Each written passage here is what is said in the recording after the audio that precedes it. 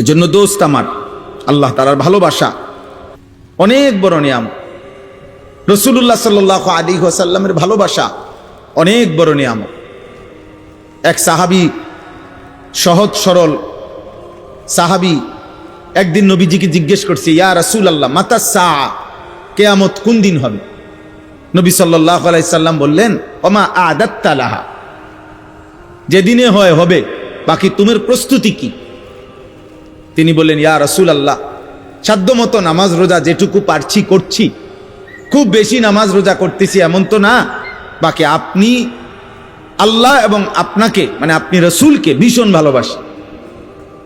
আল্লাহ নবী সাল্লাল্লাহু আলাইহি সাল্লাম বললেন, তাহলে শুনে নাও, আল মারউ মা'a মান আহাব্বা, যে যাকে ভালোবাসে সে তার সাথেই কিয়ামতের দিন দাঁড়াবে। হযরত আনাস, নবীজির খাদেম আনাস রাদিয়াল্লাহু তাআলা আনহু, তিনি এই হাদিসটা বর্ণনা করছেন, এই ঘটনাটা, এই ব্যক্তির কথা এবং উত্তর নবীজি বলছেন। তো তিনি ওই হাদিসের মধ্যে আছে, ইসলাম গ্রহণ করার পরে আমরা সাহাবারা আর কোনোদিন কোনো কথায় নবীজির এত বেশি আনন্দিত হই নাই। সেদিন এই কথা শুনে আমাদের যতটা আনন্দ লাগছে যে আমরা নবী সাল্লাল্লাহু আলাইহি সাল্লামকে পূর্ণ ভালোবাসি আর আশা করছি ওনার সাথে আখিরাতে কিয়ামতে হাসরের ময়দানে একসাথে দাঁড়াবো, যে এই খুশিটাই আমাদের জীবনের সবচেয়ে বড় খুশি, যে ওনার সঙ্গী হব, নবীজির সঙ্গী হইতে পারবো, নবীজির সাথে থাকতে পারবো হাসর। এটা অনেক বড় ভালোবাসা। আমরা মনে করেন হজ উমরার সফরে যাই, এ বছর আমি উমরার সফরে গেছি রমজানের শুরু, এখন আমাদের কাফেলার মধ্যে 101 জন মানুষ উমরায় গেছে আমাদের সাথে, আমার শায়েখ আল্লামা মুফতি মুশতাকুন নবী কাসিম হাফিজাহুল্লাহ হযরতের সাথে। এখন এমন 20 জন মানুষ আছে, 30 জন মানুষ আছে যাদের প্রত্যেকের দাবি যে হুজুর আমনের লগে আমারে সিটটা দিয়ে, আমনের রুমে আমারে দিয়ে। তাহলে এটা তার কাছে একটা আনন্দের বিষয় যে আমি হুজুরের লগে থাকতে পারতেছি।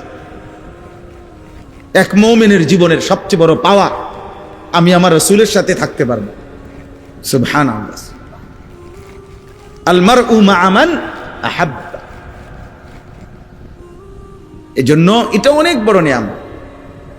এটা কোরআনুল কারীমের মধ্যে স্পষ্ট আছে দোস্ত।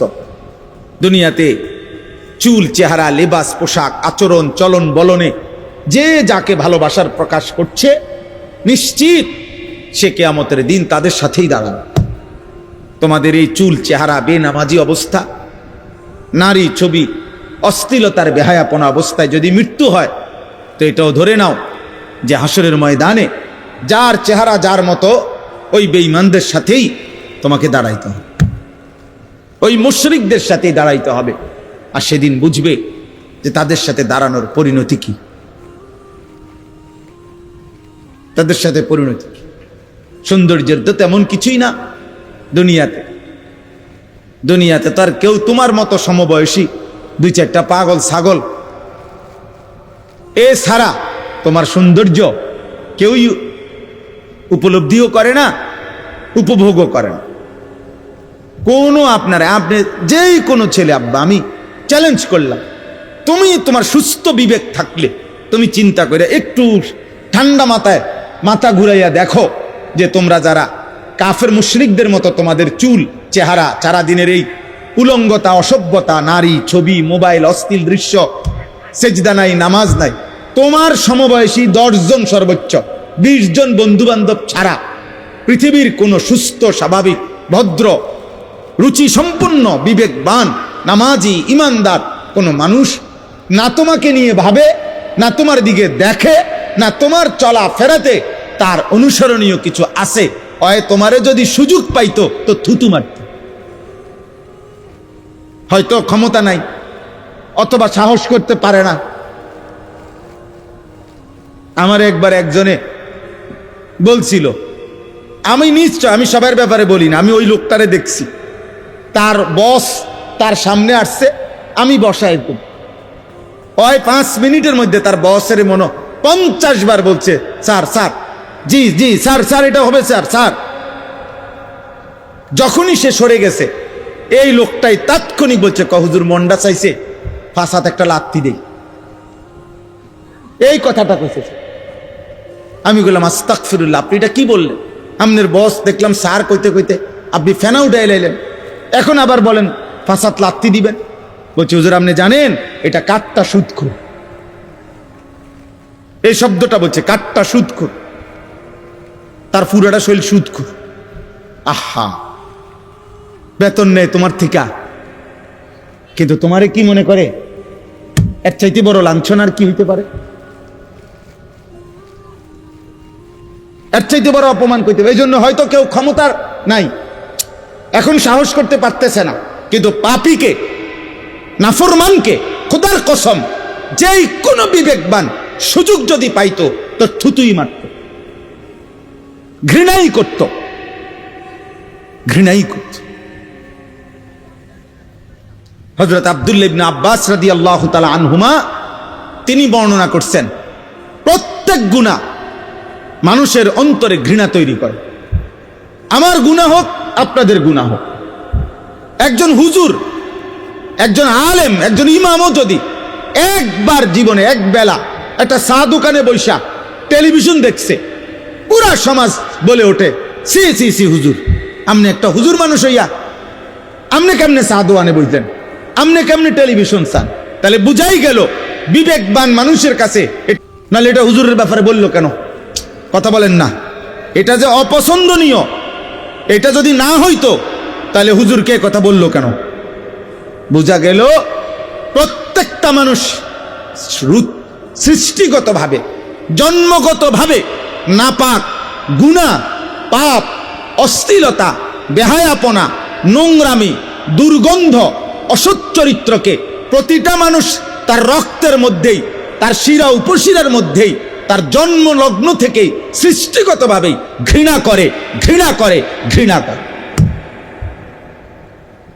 ঘৃণাই করে। কেউ হয়তো প্রকাশ করতে পারে, কেউ হয়তো কি করতে পারে না, পারে না, এতটুকু, কিন্তু ঘৃণাই তৈরি করে। এটাই সত্য, এটাই বাস্তবতা।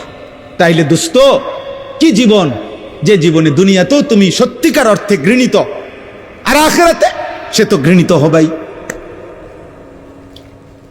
সে তো ঘৃণিত হবেই।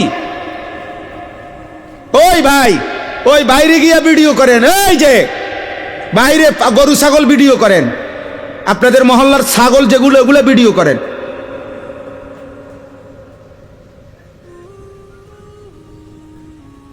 জি, অতএব এটা জরুরি বিষয়। আমি একটা একটা ছেলেকে বলি ভাই, একটা একটা বাবাকে বলি, আমাকে বলি, ওলামায়ে কেরাম আছেন এখানে, আমাদের সবাইকে আমরা বলি, উসিকুম ওয়া ইয়া, আপনাদেরকেও বলছি, আমাকেও বলছি, জীবনের মাকসাদ চাই ভাই। দোস্ত, জীবন চেনো তুমি, তোমাকে চেনো, তোমাকে চেনো, উপলব্ধি করো। রাসূলুল্লাহ সাল্লাল্লাহু আলাইহি ওয়াসাল্লাম সাহাবায়ে কেরামের উপলব্ধিতে ঈমান বসাইছেন। আল্লাহ কোরআনুল কারীমের মধ্যে বলছেন, উলাইকাল্লাযীনা ইমতাহানাল্লাহু কুলুবাহুম লিত্তাকওয়া।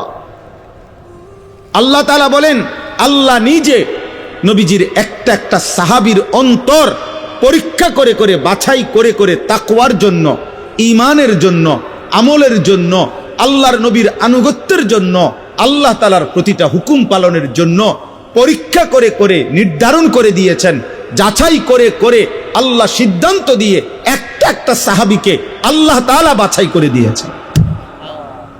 উলাইকাল্লাযীনা ইমতাহানাল্লাহ, আল্লাহ তাআলা কোরআনে বলছেন, আল্লাহ তাআলা বলছেন, ওয়ালাকিন্নাল্লাহা হাব্বাবা ইলাইকুমুল ঈমানা ওয়া যায়্যানাহু ফি কুলুবিকুম। আল্লাহ সাহাবাদেরকে বললেন, হে আমার বন্ধুর সাহাবীরা, আজকে যে নামাজ পড়তে তোমাদের ভালো লাগে, আজকে যে নবীকে ভালোবাসতে তোমাদের মন চায়, আজকে যে নবীর জন্য তোমরা নিজেদের জান দিচ্ছ, আজকে যে তোমরা একটা একটা হুকুম পালন করতে গিয়ে তোমরা শত ত্যাগ কষ্টের পরও আমি আল্লাহর হুকুম পালন করছো, এই যোগ্যতা, এই মানসিকতা, এটা আমি আল্লাহ তোমাদের অন্তরে দিয়ে দিয়েছি। ওয়ালাকিন্নাল্লাহা হাব্বাবা ইলাইকুমুল ঈমান, আল্লাহই তোমাদের অন্তরে ঈমানকে প্রিয় বানিয়ে দিয়েছেন। ওয়া যায়্যানাহু ফি কুলুবিকুম, সুবহানাল্লাহ। আল্লাহ বলেন ঈমান, তাকওয়া, আমল, বন্দেগী আল্লাহই তোমাদের অন্তরে সুসজ্জিত করে দিয়েছেন, সাজিয়ে দিয়েছেন। এজন্য মোমেন আল্লাহকে ডাকতেই ভালোবাসে, মোমেন নামাজ পড়তেই ভালোবাসে, মোমেন সেজদা দিতেই ভালোবাসে, মোমেন সাদাকা করতেই ভালোবাসে, মোমেন জিকির করতেই ভালোবাসে, মোমেন হালাল পথে চলতেই ভালোবাসে।